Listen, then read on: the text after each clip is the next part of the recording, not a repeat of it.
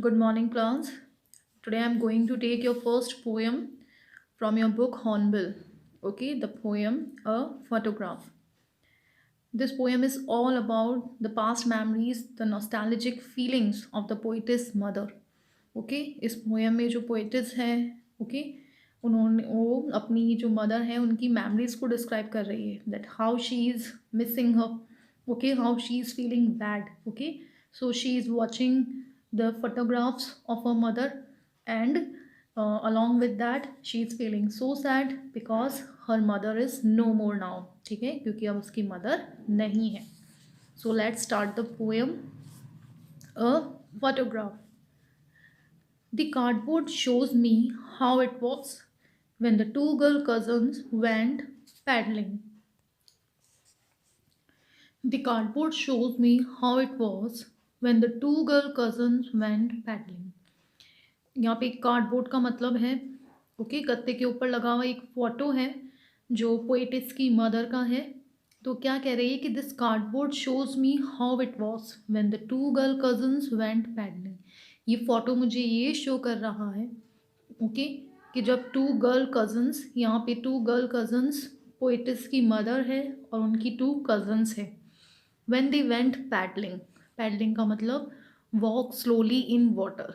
Okay, तो poet ये कह रहा है कि ओके इस फोटोग्राफ को देख के मुझे ये याद आ रहा है कि कैसे मेरी मदर और उनकी जो टू गर्ल कजन्स थी ओके, वो सी साइड पे हॉलीडेज स्पेंड करने गई थी. वो पानी में कैसे स्लोली वॉक कर रही थी. Each one holding one of my mother's hand. दोनों जो गर्ल कजन्स थी दोनों ने मेरी मदर का हाथ पकड़ा हुआ था. And she the big girl, who is the big girl? Mother. Some 12 years or so. Okay, उस वक्त उनकी एज थी पोइट की मदर की एज थी some 12 years, and she was younger than the two other girls. जो दोनों cousins थी उनसे बड़ी थी वो. And there stood still to smile through their hair at the uncle with the camera.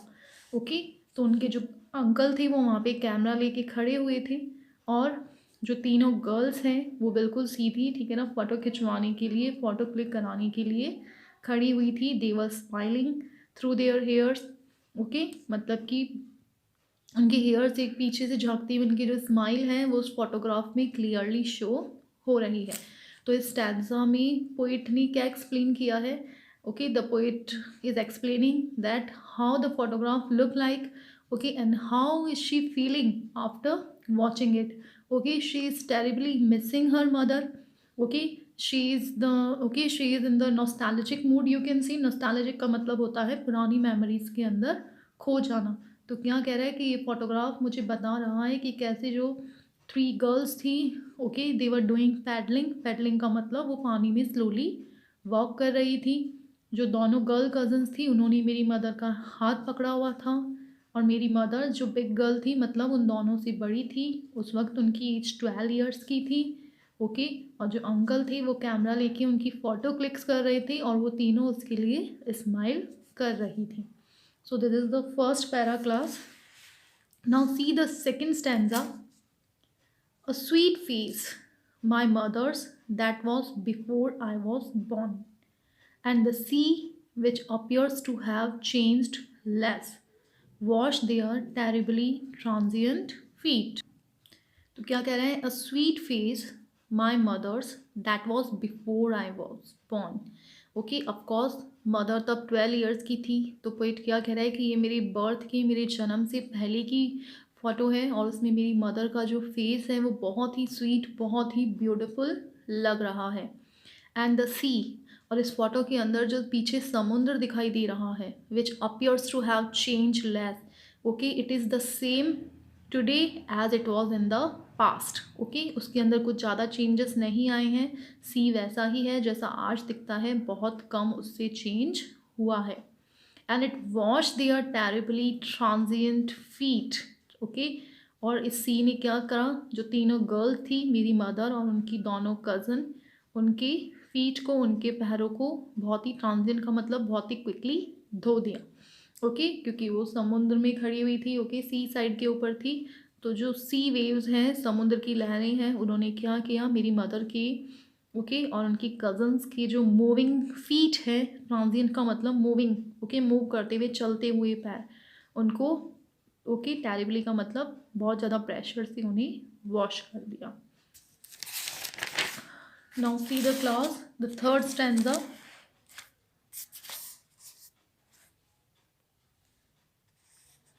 Some 20-30 years later, she would laugh at the snapshot. See, Betty and Dolly, she would say, and look how they dressed us for the beach. The sea holiday was her past, mine is her laughter. Both rhyme with the labored ease of loss. Some 20-30 years later, she would laugh at the snapshot.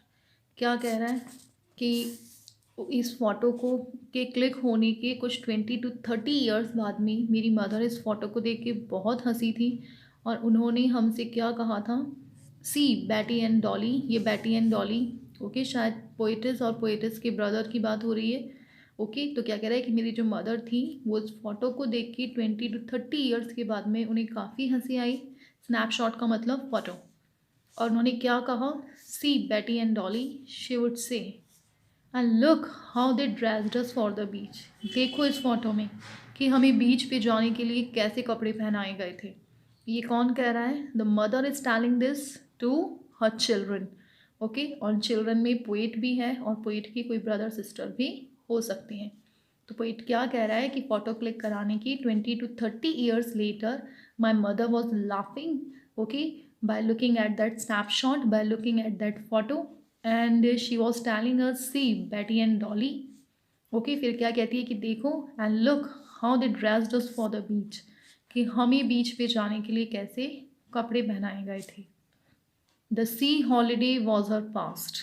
वो जो सी holiday था, जब वो सी side गए थे, कौन, मेरी mother और उनकी दोनों सिस्टर, वो उनका पास्ट था.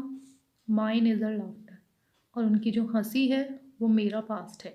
Now why is the poet saying that mine is her laughter, कि उनकी हंसी मेरा पास्ट है. Okay as I told you before, mother is no more now, उनकी मदर अब नहीं है. तो क्या करिए कि वो जो सी हॉलीडे था, जब मेरी मदर अपनी कज़न्स के साथ सी साइड पे हॉलीडे के लिए गई थी, वो उनका पास्ट था और उनकी वो हंसी अब मेरा पास्ट है. Both wry with the laboured ease of loss. Okay wry का मतलब होता है डिसअपॉइंटमेंट, निराशा. तो क्या कह रहे हैं कि दोनों ही अपने अपने लॉस को बुलाना चाहते हैं. ओके मैं मदर जो थी वो ये बुलाना चाहती थी कि वो कैसे अपने कज़न्स के साथ मस्ती कर रही थी, वो उसे याद कर रही है. और आज मैं अपनी मदर को याद कर रहा हूँ क्योंकि मेरी मदर आज मेरे साथ में नहीं है. Now see the class, the fourth stanza. Now she has been dead nearly as many years as that girl lived, and of the circumstances there is nothing to say at all. It's silence, silences. क्या कह रहा है, आज उनकी death हुए हुए उतने ही साल हो गए जितनी साल की वो उस फोटो में लग रही है. मतलब उस फोटो में वो 12 ईयर्स की थी, तो आज उनकी डेथ हुए हुए भी 12 ईयर्स हो गए हैं. And of this circumstances there is nothing to say at all. और इस सर्कमस्टांसेस, इस सिचुएशन के बारे में कुछ भी नहीं कहा जा सकता. Okay because death and life, okay it all up to God. ये सब ओके गॉड की वो है. So we can't say anything about this circumstances. It's silence, silences. Okay कि मेरी माँ की जो डेथ है उन्होंने मुझे भी शांत कर दिया है. इट्स साइलेंस, किसकी साइलेंस, मेरी मदर की साइलेंस ने साइलेंसेस मी मतलब मुझे भी शांत कर दिया है. Now I can not say anything okay about her death. मैं उनके डेथ के बारे में कुछ भी नहीं कह सकता. So class, this is the poem okay in which the poetess is remembering her mother. She is feeling so sad when she is looking at her photographs, and he's also very excited to watch that how her mother was just enjoying with her cousin. So this is the poem all about. बहुत ही easy सी poem है. There is nothing much difficult about this. Now let's see the question answers. See the first question. What does the word cardboard denote in the poem? Cardboard का इस photo okay इस poem में क्या मतलब है? Why does this word has been used, ये word क्यों use में आया है?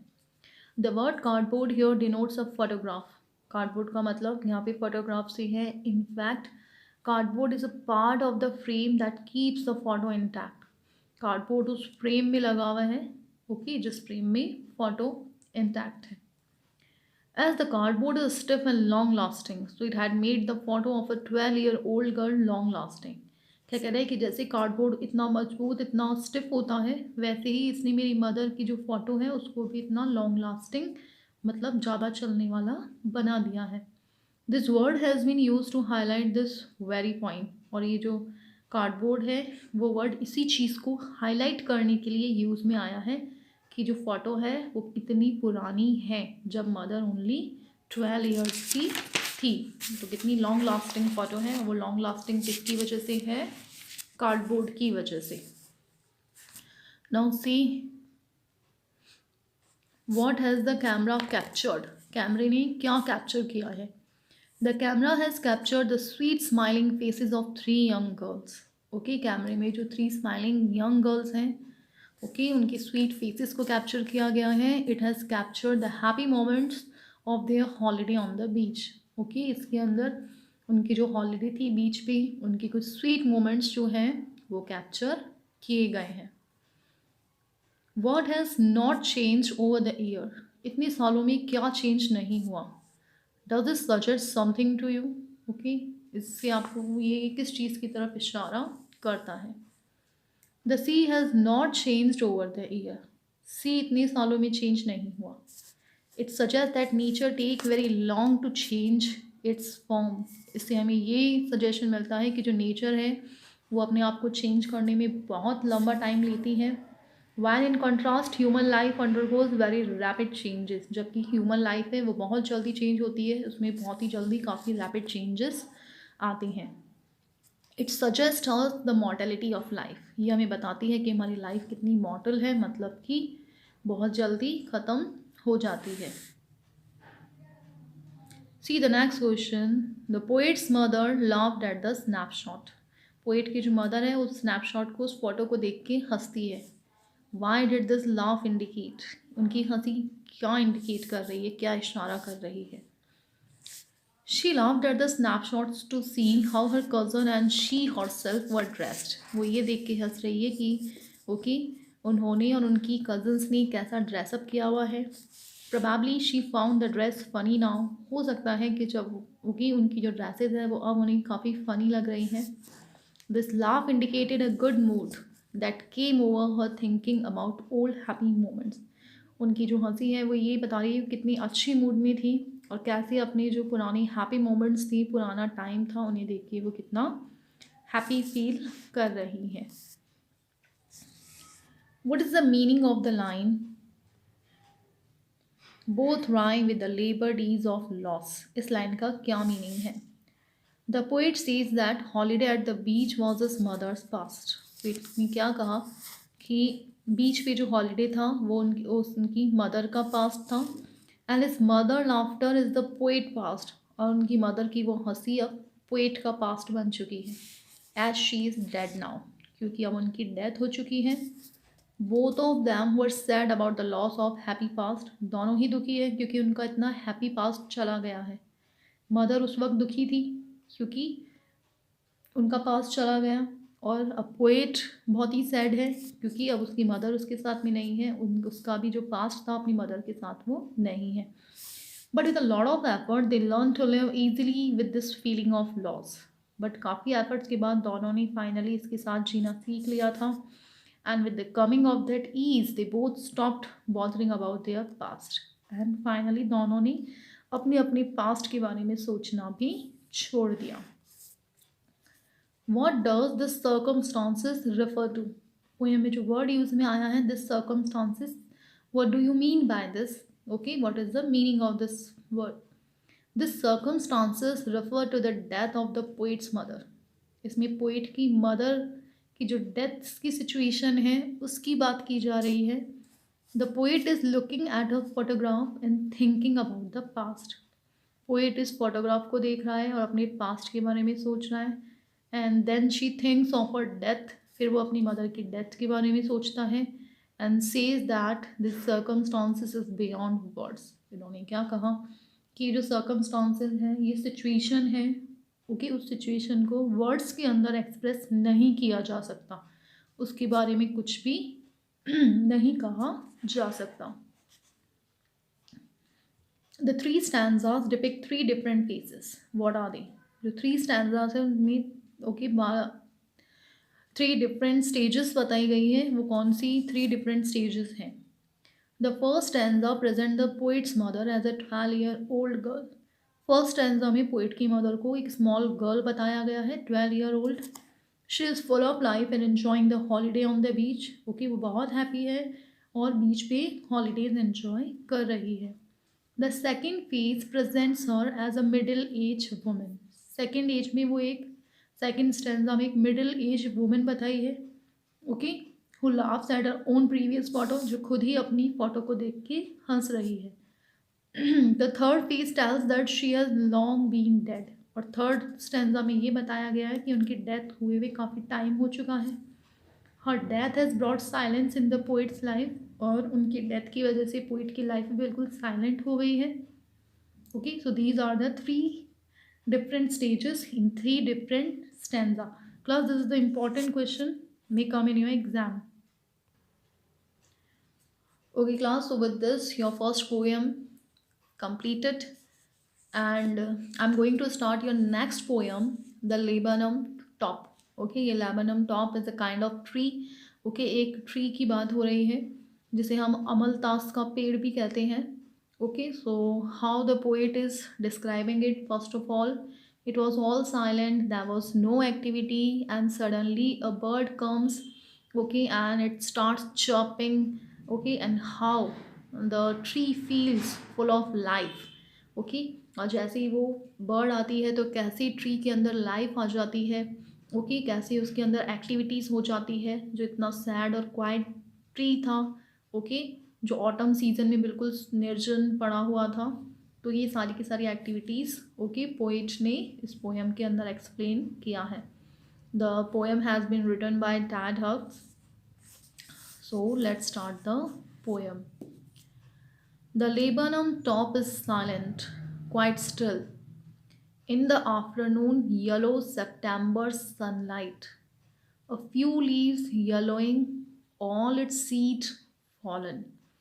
क्या कह रहा है? द लेबर्नन टॉप इज साइलेंट, कि अमलतास का जो पेड़ है वो बिल्कुल साइलेंट है, बिल्कुल शांत, क्वाइट स्टिल, ओके, बिल्कुल स्टिल है, मतलब उसके अंदर कोई भी एक्टिविटीज़ नहीं हो रही है। In the afternoon yellow September sunlight, दिन का समय है, ओके, सितंबर का मंथ है और सनलाइट बिल्कुल तेज धूप है। अ फ्यू लीव्स येलोइंग, उसकी जो पत्तियां हैं पेड़ की वो येलो हो रही है। And all it seeds fallen, और इसकी जितनी भी बीज है पेड़ के वो गिर चुके हैं।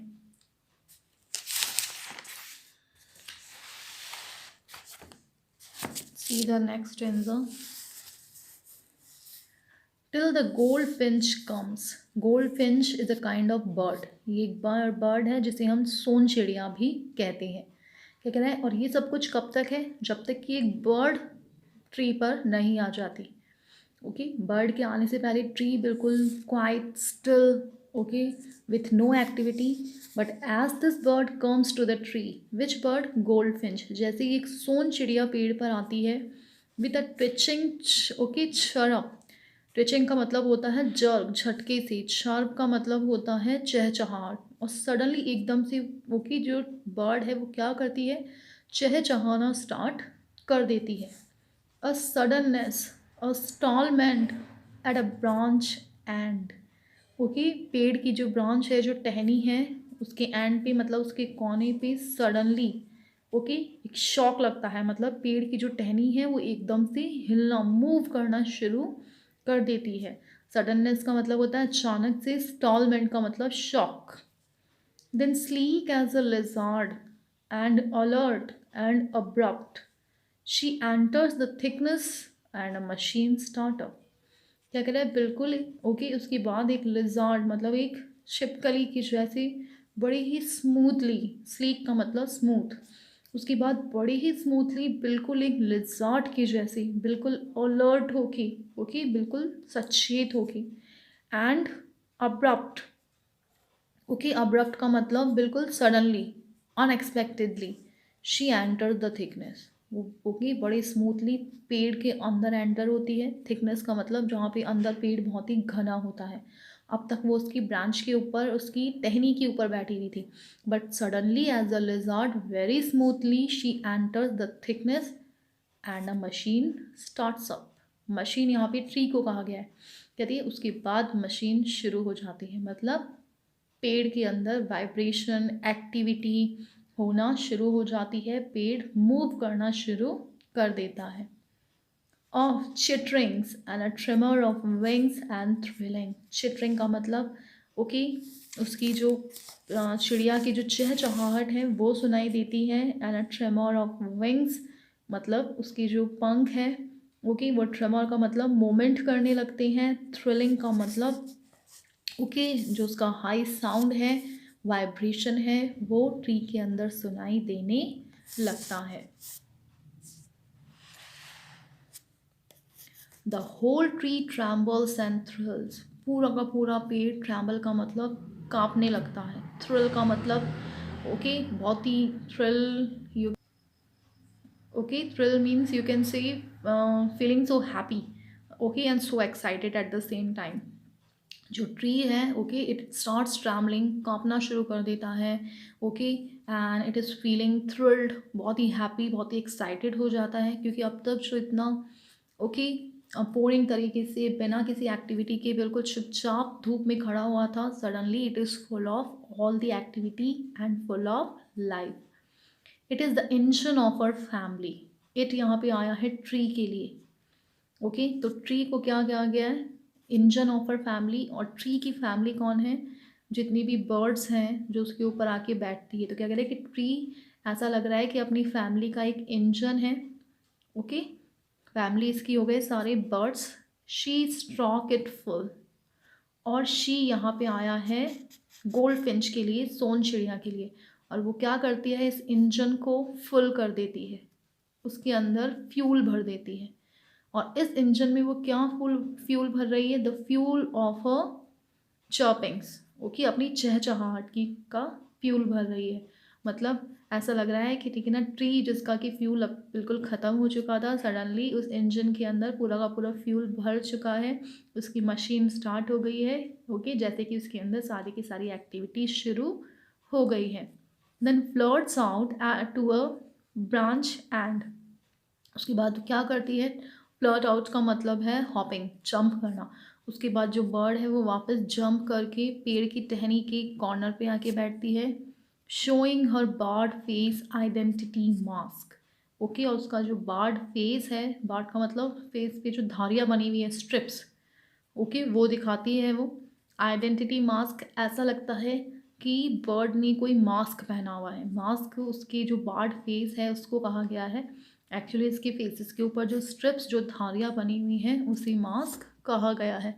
सो class, there is nothing special about this poem, okay, the simply poet wants to tell you that the poet, sorry, the tree was okay feeling bored, okay, there was no activity at all, okay, it was just quiet and still standing, okay, in the sunshine, but as the bird comes it is full of life, full of activity, the tree feels so happy, okay, so excited, so it is all goes to the bird, okay, जो credit है इसका वो किसको जाता है, bird को जाता है, जिसने पेड़ को क्या कर दिया है, बिल्कुल हैप्पी, बिल्कुल खुश कर दिया है। Now let's see the question answers. Sorry class, the last stanza is still remaining. Okay, see the last stanza. Then with eerie, delicate whistle, chirrup, whispering. उसके बाद में ओके eerie का मतलब होता है स्ट्रेंज, बड़ी अजीब सी। whistle, chirrup का मतलब है चॉपिंग, मतलब मैंने बताया था बर्ड की चहचहाहट। whistling का मतलब आपको पता है। तो क्या कह रहा है, उसके बाद बड़ी अजीब तरीके से चुपचाप से जो बर्ड है वो चॉपिंग करना शुरू कर देती है, ओके, बिल्कुल ऐसा लगता है जैसे कि वो विस्लिंग कर रही है, बिल्कुल सीटी बजाने जैसी उसकी आवाज़ आती है।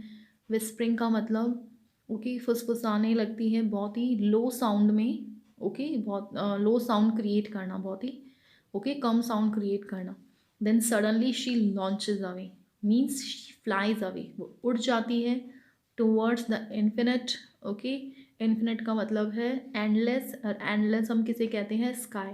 तो उसके बाद में ठीक है ना, then she flies away towards the sky, वो स्काई की तरफ उड़ जाती है।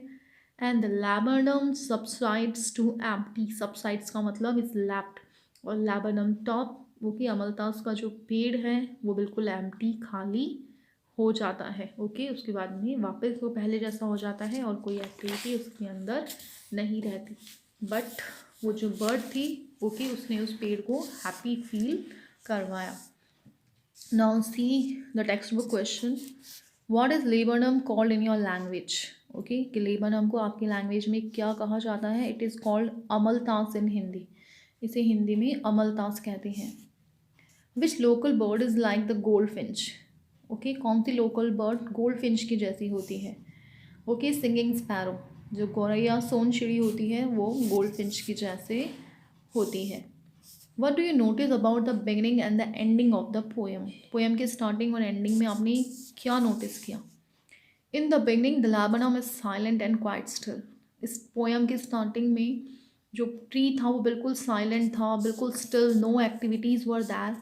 And in the end it is left empty, और लास्ट में भी वो बिल्कुल खाली हो जाता है। When the gold Finch flies away, जब जो बर्ड है वो वापस उड़ जाती है। So okay, that is the same both in the beginning and in the and. तो ओके, बिगनिंग में और एंड में दोनों टाइम बिल्कुल सेम सिचुएशन होती है। तो what is the bird moment compared. Bird के मोमेंट को किससे कंपेयर किया गया है। What is the basis for the comparison. The bird's moment is compare to that of a lizard. Lizard से कंपेयर किया गया है। The basis for the comparison is that both are sleek alert and upward, क्योंकि दोनों ही काफ़ी sleek मतलब smooth होती है, अलर्ट होती है, ओके चौकन्नी और अब्रप्ट होती है। Why is the image of the engine evoked by the poet? Poet ने इसमें engine वर्ड क्यों यूज में लिया है। As an engine needs fuel to run, so does the laburnum need goldfinch to feel life in itself. क्या कह रहा है, जैसे इंजन को फ्यूल की ज़रूरत होती है चलने के लिए, वैसे जो लेबरनम है उसे गोल्ड फिंच की, उस बर्ड की ज़रूरत पड़ी ताकि वो अपने अंदर एक लाइफ, एक जीवन को महसूस कर सके। She turns it silence into sounds, वो अपनी साइलेंस को साउंड में चेंज कर देती है। And gives it moment of life. Okay, और ट्री को अपने अंदर एक लाइफ, एक जीवन को का ओके को महसूस करवाती है। So the tree has been called an engine, इसलिए ट्री को इंजन कहा गया है। What do you like most about the poem. Poem के बारे में आपको सबसे ज़्यादा क्या पसंद आया। I like the description most when the goldfinch comes and laburnum gets filled with chirps. क्या कह रहा है सबसे ज़्यादा इसका डिस्क्रिप्शन कि कैसे जब गोल्ड फिंच आती है तो ट्री में बिल्कुल लाइफ भर जाती है, ठीक है, full of activity. Her young ones to make sounds and fill the tree with life and activity. Okay, क्या कह रहे हैं कि इवन ट्री के जो बेबीज़ हैं वो भी साउंड क्रिएट करते हैं और पेड़ के अंदर लाइफ, जीवन को भर देते हैं। What does the phrase her barred face identity mask mean? इस लाइन का क्या मतलब है इस फ्रेज का। Barred face means striped face. Barred face का मतलब है स्ट्रिप फेस, मतलब चेहरे पे धारियाँ बनी हुई होना। Goldfinch has a strip face, goldfinch का स्ट्रिप फेस है। Because of these stripes it look to be hidden behind a mask, और इन स्ट्रिप्स की वजह से ऐसे लगता है जैसे इसने मास्क पहना हुआ है और उसका चेहरा मास्क के पीछे छिपा हुआ है।